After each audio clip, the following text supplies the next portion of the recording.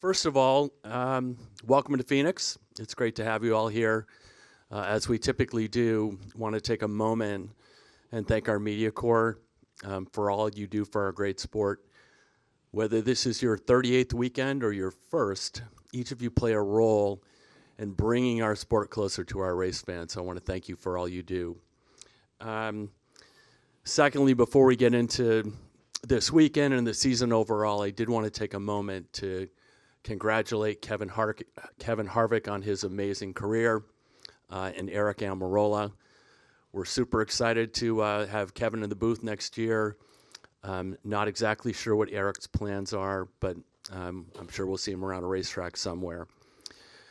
This is the fourth year that we've been in Phoenix for our championship.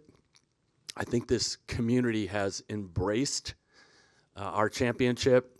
If you think about what happened from a fan perspective, we've been sold out of the race on Sunday since June. Early sellouts last year and the year before as well. So it's great to be in Phoenix, but also the local community, what the local community has done for our sport.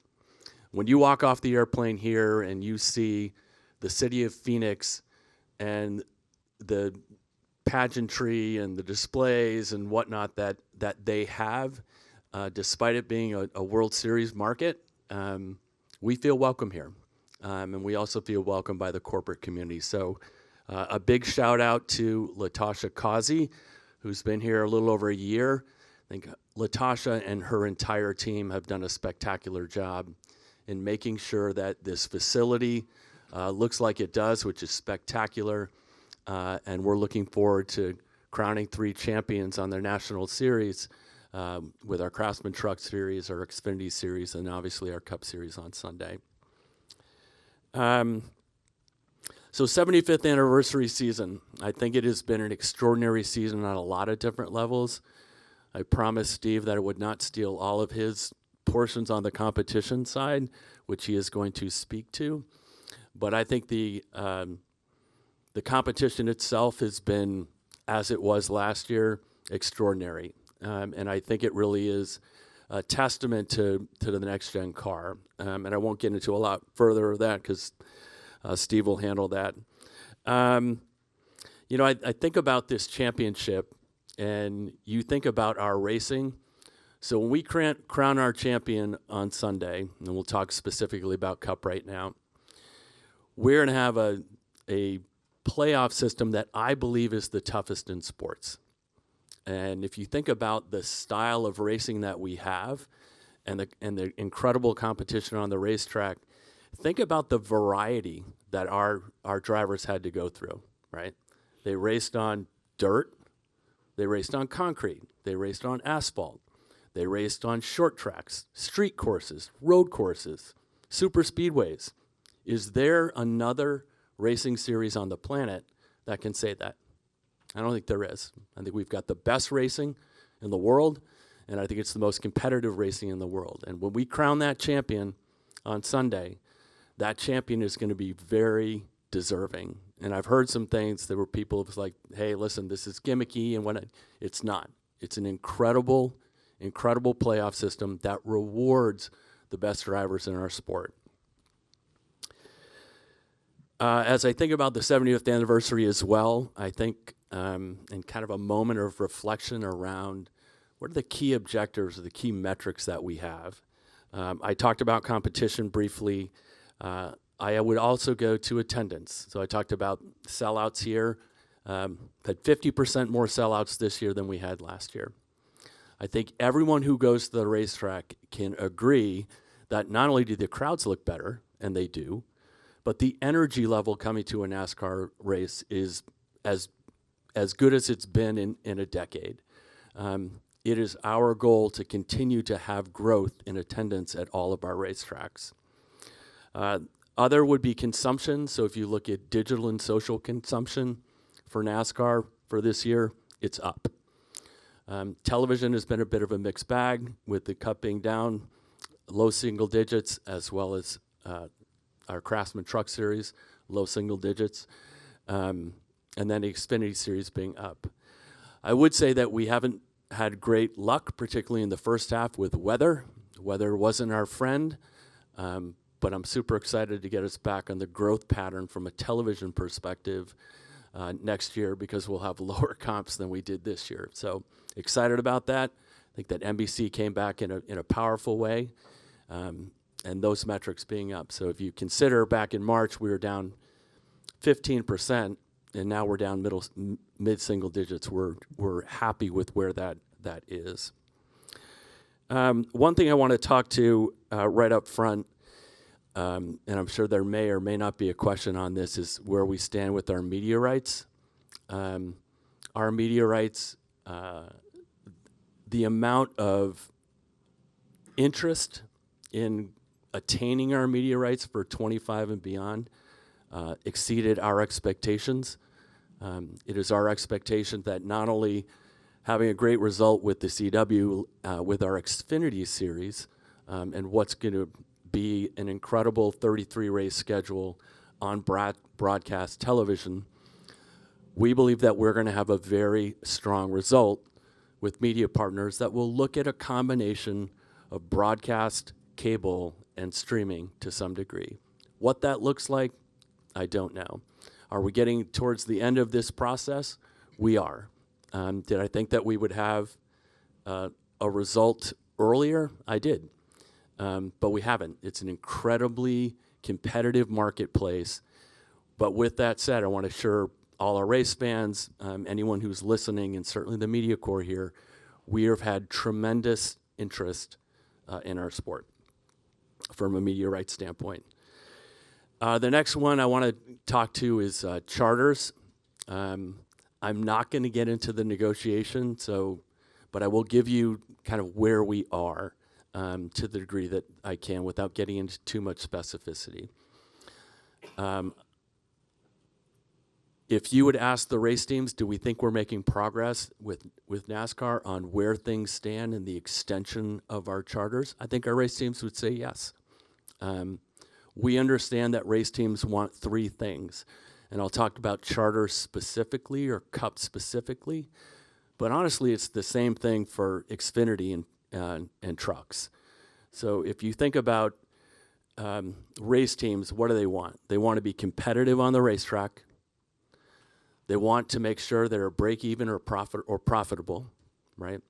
And as it relates to the charters specifically, they want to increase their enterprise value.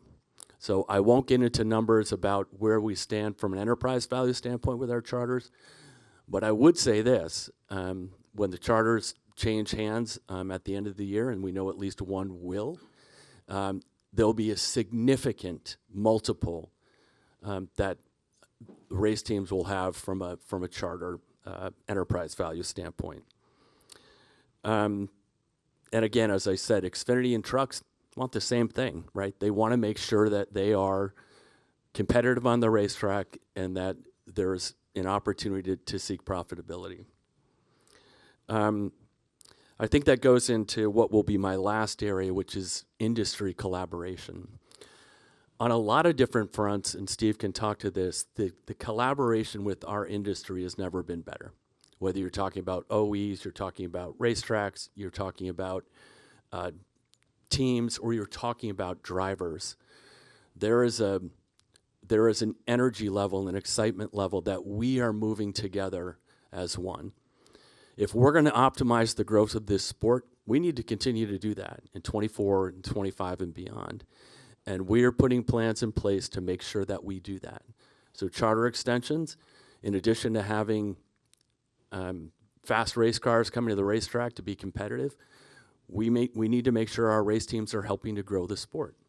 We need to do the same thing from a driver perspective. What things can we put in place that allow us to be most successful with the drivers, and having the drivers help promote the sport to a degree that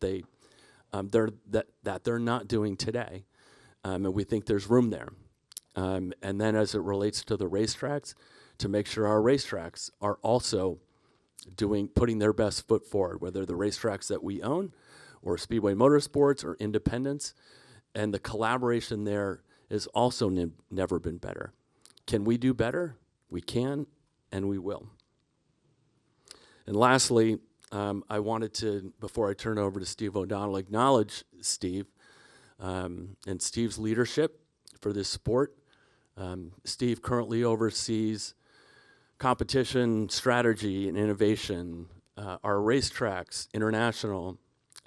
Recently have announced that Steve will add some responsibilities in the areas of sales, marketing, content, digital, social. I had to miss something here, someone broadcast. So Steve's title won't be changing, but his responsibilities are changing, and I'm super excited to have Steve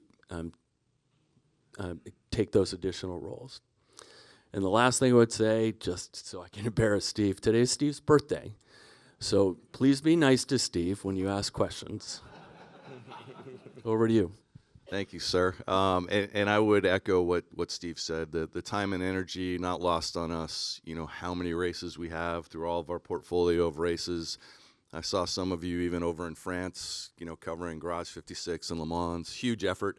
But all that has really been helpful for the sport. So thank you. I would echo what Steve said as well. And I'm going to be brief because we've got a championship coming up, and really cool to see the ladder system. We've got Sean Hingarani, 17-year-old, with a shot at an ARCA championship today, which is really cool. Joey Denowitz in the back, who has come on board to help us really work on that ladder system with youth racing. It's going to be huge for us as we look at how someone gets into racing, how they go up through the ladder system, clean that up a little bit, but a huge focus for us going forward. So appreciate Joey coming on board and looking at that. And then also want to give some credit. Steve talked about the collaboration, and we've got what I think is the most trust in the garage area that we've ever had, and that's a testament to both John Probst and Elton Sawyer, Tom Bryant here as well. The only way we get better is by collaborating with the industry, and they've got to have the trust of our leadership to be able to come to them, whether it be rules packages, safety initiatives, whatever that is, to be able to work together. And I think there's an understanding that we are not only always going to get things right, but we're open-minded. We're going to look at things, and we're going to react quickly where we need to. And I believe you're seeing that. So if you look at the second year on the Cup side of our next-gen car, and where we are today, if you look at last year to this year, what did we want to see? Clearly a focus on safety, wanted to make improvements there, and wanted to see continued excellence on the racetrack in terms of the number of drivers that were able to win, and probably even more importantly, the number of organizations that were going out and going to be able to compete and not have a fluke win, but really compete for race wins, race in and race out. And you're seeing 2311, you're seeing Roush Racing, Trackhouse, JTG, go out there and really have a shot to compete. We saw 15 different winners. 10 of the 16 organizations won a race this year. That's incredible. The OEMs have all been represented. All 3 OEMs are in our Final Four. So going back to Steve's point, you got to win, and you got to perform on the racetrack. All of our OEMs know that. 3 of the 4 had to win. The most wins for the season, second most wins for the season, tied for third most wins in the season for our 4 championship contenders. So a lot of quality throughout the year that built up through the championship. So we're really proud of what we've seen on the racetrack and the results that we've seen as well. Are there some things we're going to continue to look at? Absolutely. Short track, road courses, you've seen some improvements that we've looked at. Not exactly where we want to be, but Goodyear and our partnerships worked really well.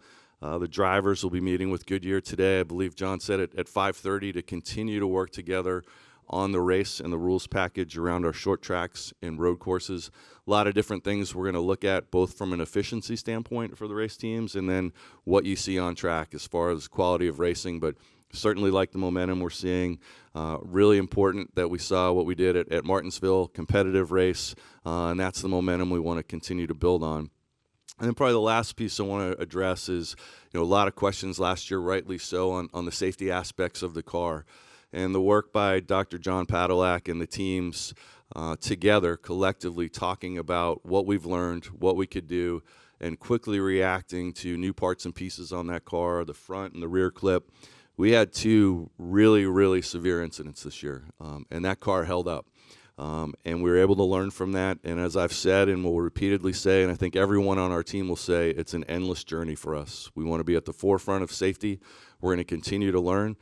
When we find something, we're going to implement it and react. So proud of the group and the effort.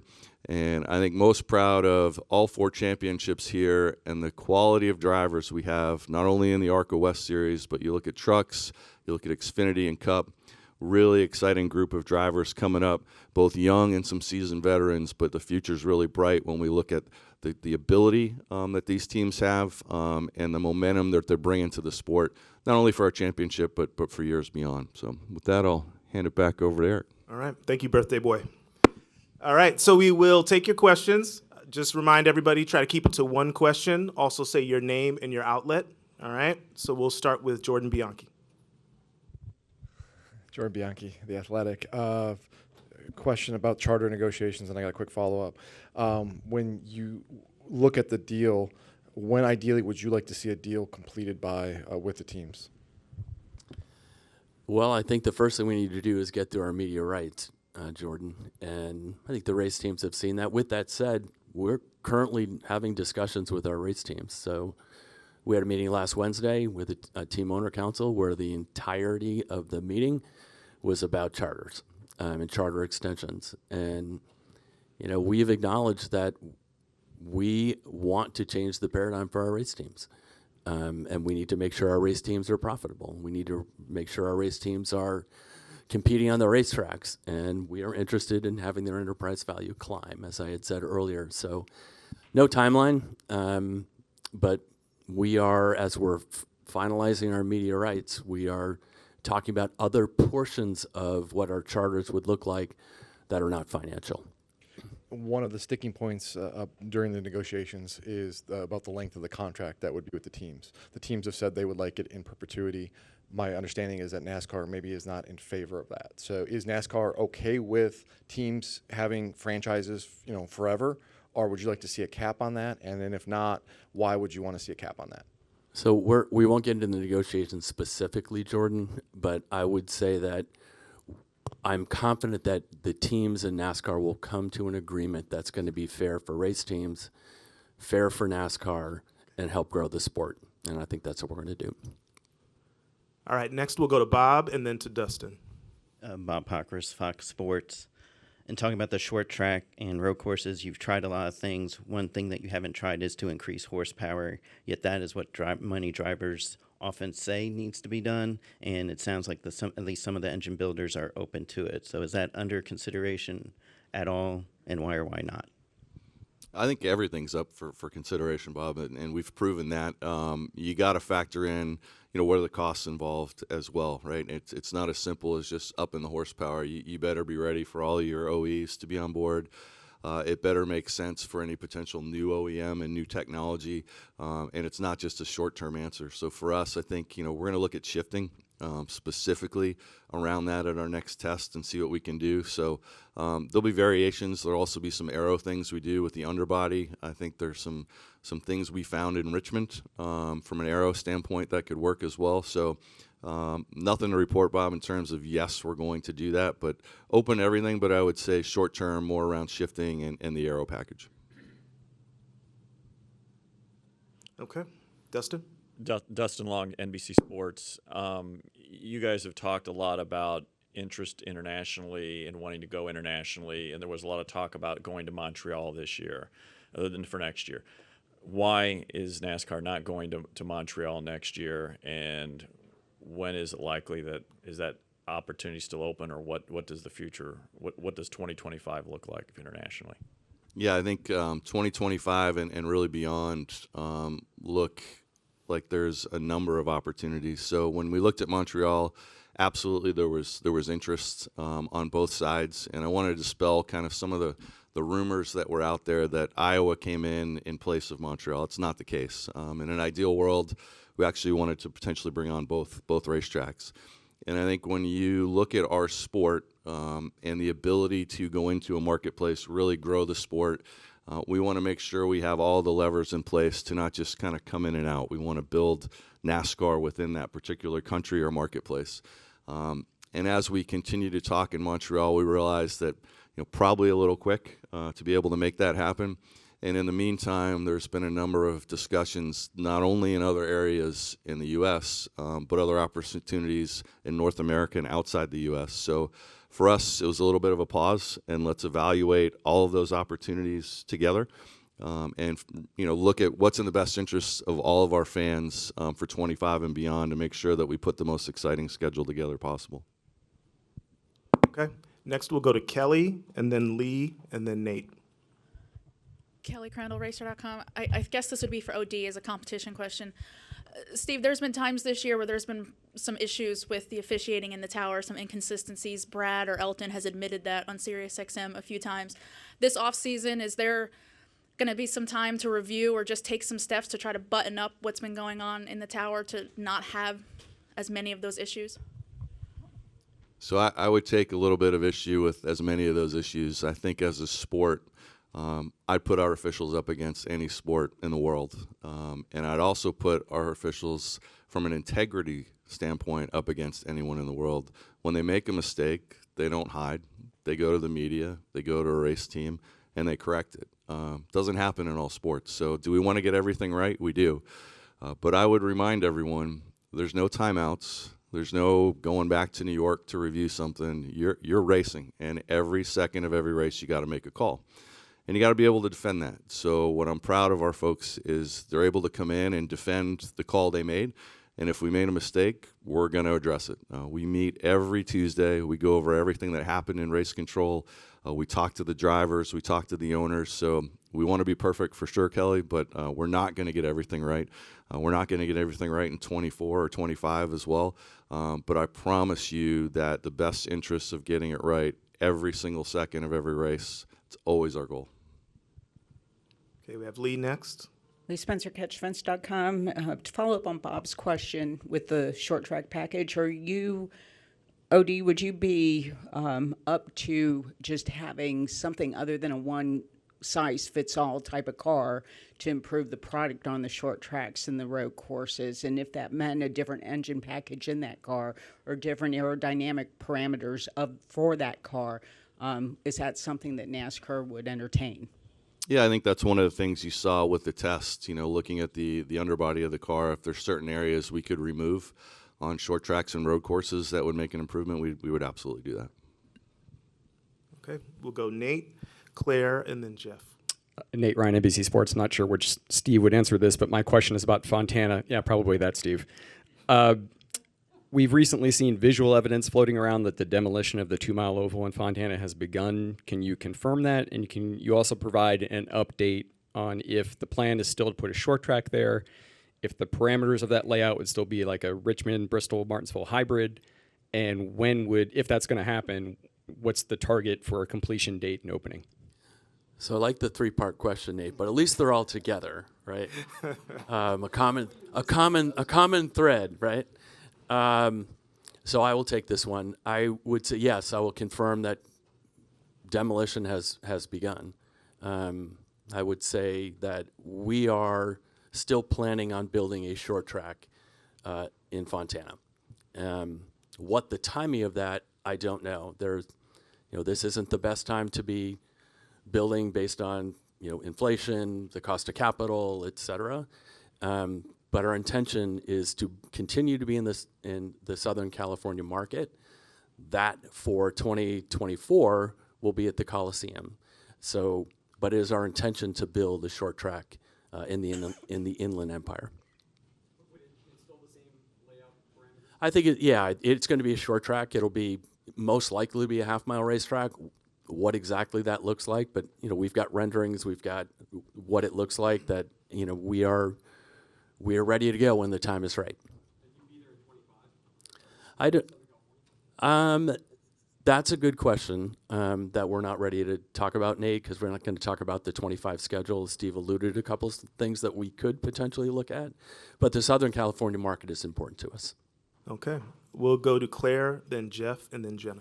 Claire B. Lang, SiriusXM NASCAR Radio. I talk a lot with fans on the radio, and it seems to me even the fans who are iconic longtime fans are understanding change now and are embracing it more than I recall them doing. What is your feedback saying about that? And then also, can you also talk about how the drivers can help sell the sport more than they are now, and what you're envisioning that they could do that they're not doing, you know? Yeah, go ahead and take that. No, I'm just kidding. It's his birthday. We'll be nice.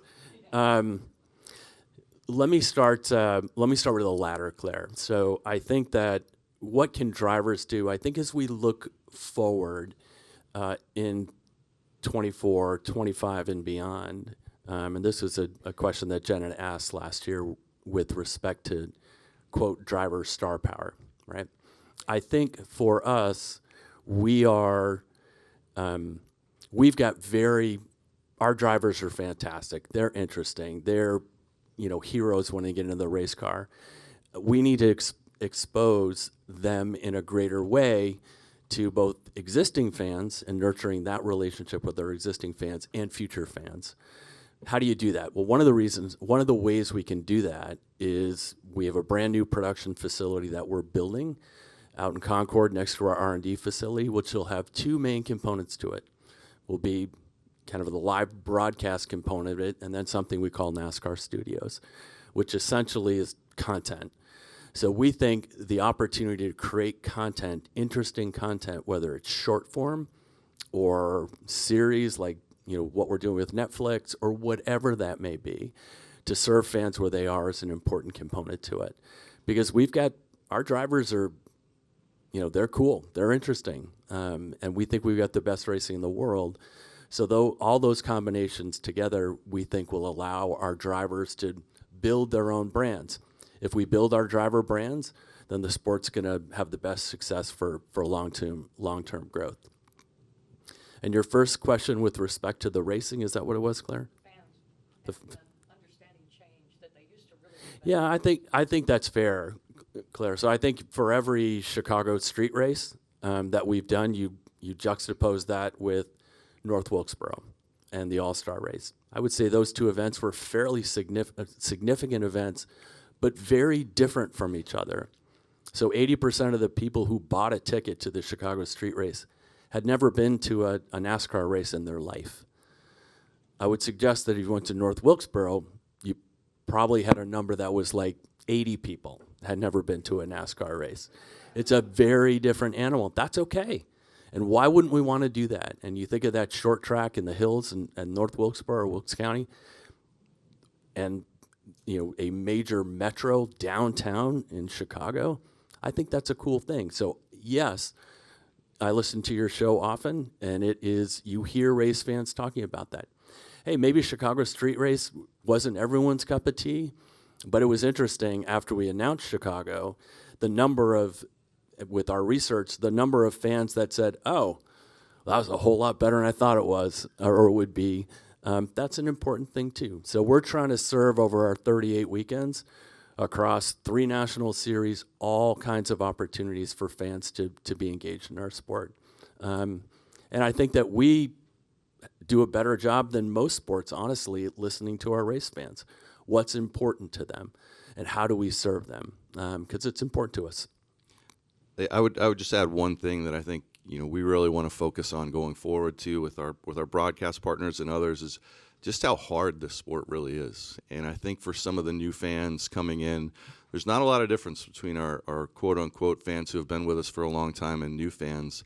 But when someone's talking about Kyle Larson and he's able to hit his mark, what does that mean? And if Kyle Larson gets out here on Sunday and is able to hit a spot that's an inch wide on a racetrack, lap after lap, that's hard. And showcasing that and why he's so talented, why he's different from other drivers is going to be really important for us going forward. I think that's an opportunity for us to really showcase the skill that's involved on any form of racetrack, as Steve talked about, but particularly on ovals, and what happens is going to be an important area for us to focus on going forward. All right, thank you. So Jeff's next, Jenna, followed by Deb. Jeff Gluck from The Athletic. You just talked about driver star power a little bit, and I was wondering because, the industry lately has had sort of a conversation around this topic of whose responsibility it is to build this. And you talked about, NASCAR Studios and Netflix and what you guys are doing. Where does the responsibility come from? Like, are you supposed to be building this and driving this? Are the teams supposed to be doing it? Are the drivers supposed to be doing it themselves?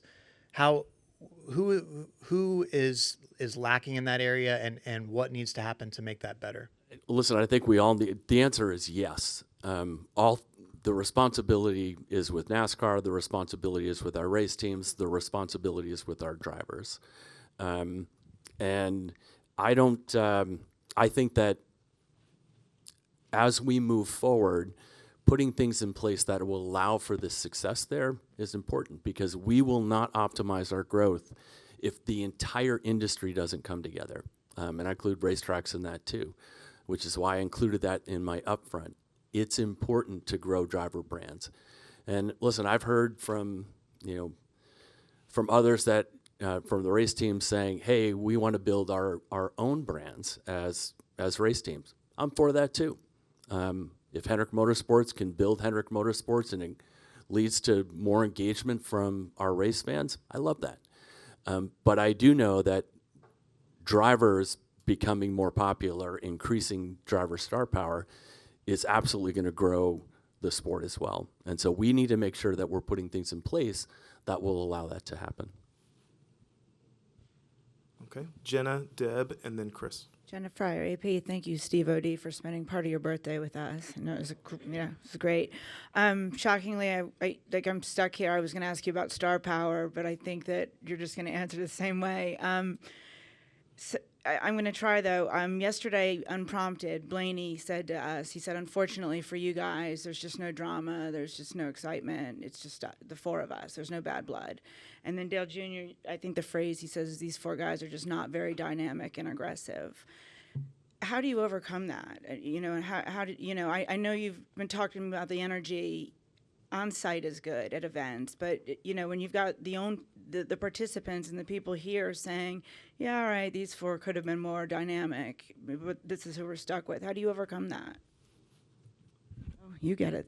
No, I guess I would say, what does that mean? You've got arguably two of the best race car drivers in the world going out to compete for a championship. So I'm a little bit confused. I'd say you've heard from Kyle Larson and Christopher Bell in terms of the U.S., what they're doing on different surfaces. You've got Ryan Blaney, who's gone out there and won. I'd say he's pretty dynamic in terms of, I don't know if I think you have some time with Ryan Blaney. He's a pretty fun guy. And you look at, William Byron, what he's done, what he stands for. So, everyone's not going to be, a certain personality that drives things. I think we've got to look at, what they do to represent our sport. I'm proud of those four drivers and what they do to represent our sport. I think going back to what Steve said, there's things that we've got to do as a sport to really showcase their talent more on the racetrack, right? And I think that'll help us. We're not going to be a soap opera. We're a sport that's going to go out there and race and showcase the talent of our athletes. And with that will come personality. With that will come some storytelling. We've got to do a better job, certainly, around storytelling. But I personally, I think I can speak for Steve on this. I'm proud of the Final Four we have in all of our series. Certainly some people do some things differently, right? And outside of a race car. But that's for us, I think, as a sport. And you asked the right question, and we've talked about it. It's on everybody, race teams, the tracks, what we're doing at track to showcase our drivers. Candidly, going back a little bit old school, some of the things we used to have with stages at tracks, autograph sessions, things we may have gotten away from in the past that I think getting the drivers with their helmets off, getting that personality out there a little bit more. I'd reverse it a little bit, Jen. I think we have a big opportunity as a sport because we've got a crop of young drivers for fans to come in and embrace. And now we've got to do the job, as do they, to say, hey, come root for me, right? And come along for the ride, because it's a lot of young drivers that we need to have fans embrace and latch onto and show them why. No, and I think that's an important component as well that Steve brings up about the young drivers. I mean, the average age of our championship four on the Cup side is 28. The oldest driver is 31. You will have either a two-time champion in Kyle Larson or a first-time champion in the other three. And I will go back to my opening. I think these guys, if you get here and you're the championship four, you deserved it. Honestly, in all three series, national series. And I'm excited about what we're going to see on the racetrack Friday, Saturday, and Sunday. And I think there's going to be incredible drama. I don't I don't think that any of those 4 drivers in any of the 4 series is just going to lay over and let someone win. They're not going to. They put the helmets on, they strap in, and it's game on. And that's what they do, and they do it better than anyone in the world. All right, next we'll go to Deb, and then Knight and Wolfgang. Deb Williams, Auto Week. Having covered this sport for 4 decades and having seen how much good NASCAR's diversity program has done in the last 2 decades, how is the America First legal complaints to the EEOC going to affect NASCAR's diversity program? You know, Deb, I'm proud of the work that we've done in the areas of diversity and inclusion to broaden our sport. Our sport's about welcoming all race fans, right? And that's what we want to do. We are going to continue efforts to have the entire country, the entire world come to our facilities, watch on television, because it's about a love for racing. I think our racing and our sport in general, but racing specifically, is a great opportunity for people to come together, and that's what we want to do. So we're going to continue to make sure that we are broadening our fan base and broadening our fan base across every segment of this population, young, old, black, white, male, female, all of it, because that's how we're going to grow. Our job when we wake up in the morning, how can we grow this sport? And we're going to do it with all kinds of programs to meet potential race fans where they are, or existing race fans where they are. And I think that's a responsibility of anyone who works within this sport, certainly those that work at NASCAR. Thank you. All right, Chris, Wolfgang, and then Jerry Jordan.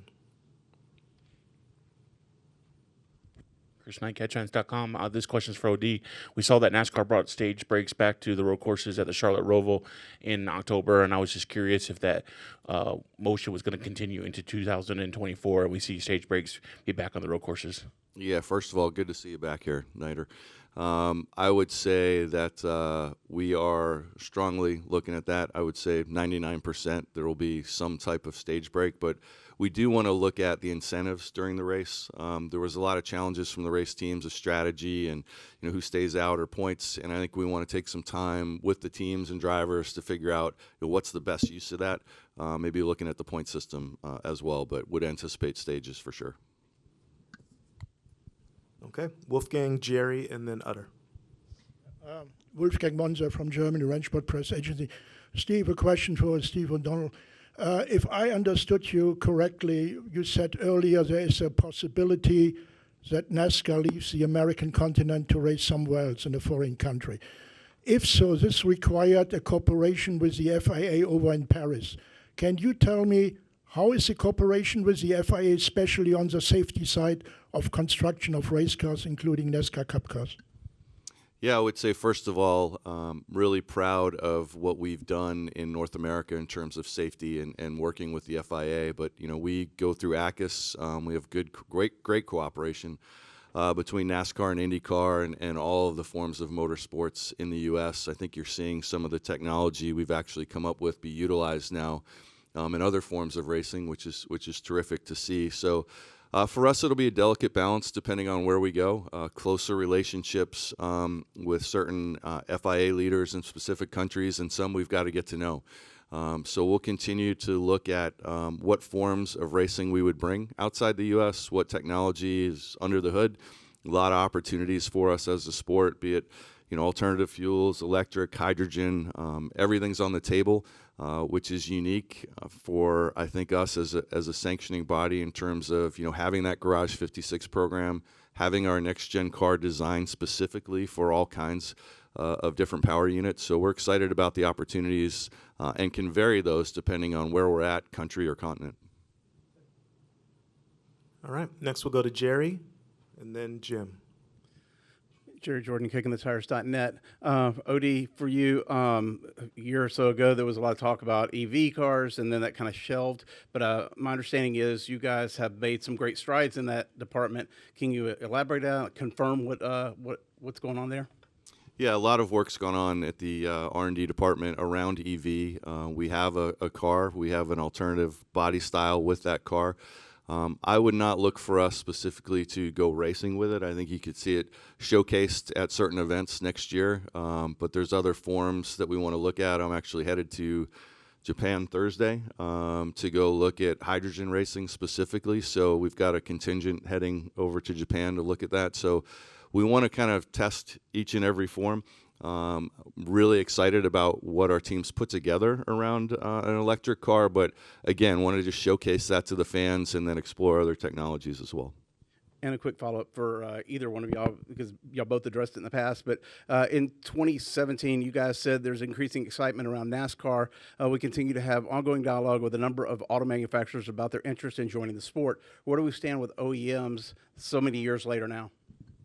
Yeah, it's a question that we keep getting, rightly so. There is certainly interest. I think one of the reasons we went over with Garage 56 was to continue to spur that interest. And the challenge remains for us, what engine package are we going to be running specifically around Cup?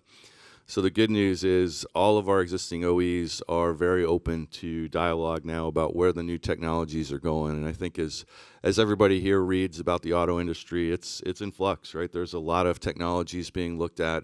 Things change almost monthly in terms of what's going to be in the hands of consumers. So we need to get that right. I think the dialogue that we're having now with our OEs is allowing us to have those conversations with potential new partners. It's part of the trip that when we go over to Japan to look at that, it was part of the trip when we went to Le Mans to have conversations with new OEs. And I think it'll be important, as Steve talked about earlier with the charter discussions, as we look at our team owners to be able to, seed a new OEM or two with our car owners as well and bring some new interest into the sport. So it remains a goal. All right, we'll take our last question from Jim. Jim Utter, motorsport.com. Birthday, Steve. Earlier you said about the effort of not wanting to be a soap opera and more that we're a professional racing organization. But I wondered, in a world which sadly seems to gravitate towards soap opera, whether it be media entities or just what people like to talk about, how difficult is the balance to stay relevant when you want to rely on the competition on the track, but there may be another element of society that gravitates towards the drama and the other stuff? Yeah, I think it's a great question, and it's something that we look at. We want to do both, and I don't mean be a soap opera. I mean, we need to tell those off-track stories of who our drivers are, who our race teams are, what goes into the sport. But then when they're tuning in on the weekend, we want to continue that storyline. We want to have a great product on the track. We want both of those to kind of marry up so that if there's interest in a specific driver or a specific team, make sure that we're delivering across all platforms. So we're able to tell the story, we're able to deliver that week in and week out on the racetrack and build that momentum throughout the season. So it's going to be important for us to do both in a smart way that relates to not only our existing fans but potential new fans. And that's around the schedule, what you see on track, and then telling the stories that go on from Monday through Friday as well. All right. Thank you for your questions. Thank you for being with us today. Steve, any parting words? We didn't practice this part. All I would say is, again, appreciate you all being here. I think we're going to, as I said, we're going to have a great race, ARCA race this afternoon. The race this evening, it just, it's the culmination of what started back in February, and here we stand somehow we're at our championship race. So we're excited about what that looks like. Oh, wow. Mood lighting. I'm not sure we're going to start dancing or what. The club, bottle service, what's going on? At any rate, so thank you. Thank you for leaning against the lights. But again, want to say thank you to each and every one of you for what you do for our sport. So thanks.